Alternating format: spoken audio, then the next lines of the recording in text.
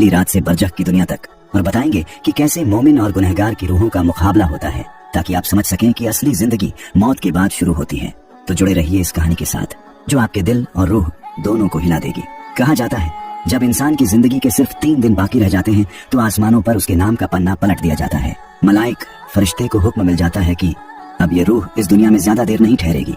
उस वक्त इंसान को तो एहसास नहीं होता, मगर उसके दिल में एक अजीब बेचैनी और सुकून का मेल पैदा होने लगता है। वो लोगों से मिलने को दिल चाहता है, वो बातें याद करता है जो उसने जिंदगी में अधूरी छोड़ी थी। कभी बेवजह आंखें भर आती हैं, कभी दिल किसी अनजाने खौफ से कांप उठता है। तीसरे दिन की सुबह रूह अपने रब की सदा को महसूस करने लगती है। वो नहीं जानता कि ये सदा है या ख्याल, मगर दिल के अंदर एक आवाज आती है, अब लौटा, तेरे सफर का वक्त आ गया। उसी वक्त से फरिश्ते उसके इर्द गिर्द मंडराने लगते हैं। रहमत के फरिश्ते अगर वो नेक बंदा है, और अजाब के फरिश्ते अगर वो गुनहगार है। रात को जब वो नींद में जाता है तो पहली बार बरज़ख की झलक देखता है।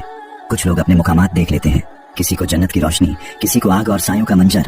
उसकी नजर की चमक थोड़ी थोड़ी कम होने लगती है, लेकिन दिल की नजर खुलने लगती है। वो चीजें देखता है जो आम आंखें नहीं देख सकती। वो फरिश्तों के साए देखता है, वो अपने आसपास नूर महसूस करता है। उसकी बातें बदल जाती हैं। वो अक्सर कहता है, मुझे कुछ अजीब महसूस हो रहा है माँ, ऐसा लगता है कोई मुझे बुला रहा है, मैं थक गया हूँ। 3 दिन पहले अल्लाह उसकी रूह को धीरे धीरे दुनिया से काटना शुरू कर देता है। दिल में अब दुनियावी मोहब्बतें कम होती जाती हैं। कभी जो चीजें बहुत प्यारी थीं वो अब बेअसर लगने लगती हैं। उसके चेहरे पर एक नूर आता है, अगर वो नेक है तो सुकून का, अगर गुनहगार है तो खौफ का। फरिश्ते अब उसके सराहने खड़े रहते हैं। उसकी रूह की दस्तक आसमान तक पहुंच चुकी होती है, और मौत का फरिश्ता मलाकुल मौत उसकी तरफ बढ़ रहा होता है, बहुत नरमी से, बहुत खामोशी से। मौत का फरिश्ता मलाकुल मौत अपने साथ एक ऐसा नूर लेकर आता है जिसे सिर्फ वही रूह देख सकती है जिसके पास वो आया हो। वो कोई डरावना चेहरा नहीं होता, बल्कि अल्लाह के हुक्म से हर रूह के लिए उसका अंदाज अलग होता है। अगर वो मोमिन है तो फरिश्ता कहता है, ऐ इत्मीनान वाली रूह, अपने रब की तरफ लौट चल, जो तुझसे राजी है और तू उससे राजी है। सूरह अल फज्र 27 से 30। और अगर वो गुनहगार या काफिर है तो फरिश्ते सख्त चेहरों के साथ कहते हैं, ऐ नापाक रूह, निकला अल्लाह की नफरत और अजाब की तरफ।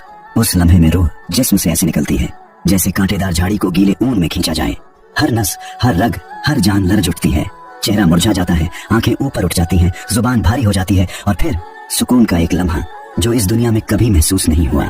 मोमिन की रूह के साथ रेहाने जन्नत की खुशबू आती है। कमरा महकने लगता है, चेहरे पर नूर छा जाता है, आंखें बंद होने के बाद भी एक मुस्कुराहट रह जाती है। लेकिन जिसने अपने रब को भुला दिया, जिसका दिल गुनाहों से सख्त हो चुका था, उसकी रूह निकलते वक्त ऐसे तड़पती है कि जैसे आग में तपता लोहे का टुकड़ा जिस्म से अलग किया जा रहा हो। चेहरा सख्त हो जाता है और रूह का वजन महसूस किया जा सकता है, एक अजाब की तरह। उस वक्त इंसान की आखिरी नजर आसमान की तरफ उठती है। वो अपने मुकाम को देखता है। मोमिन के लिए जन्नत का दरवाजा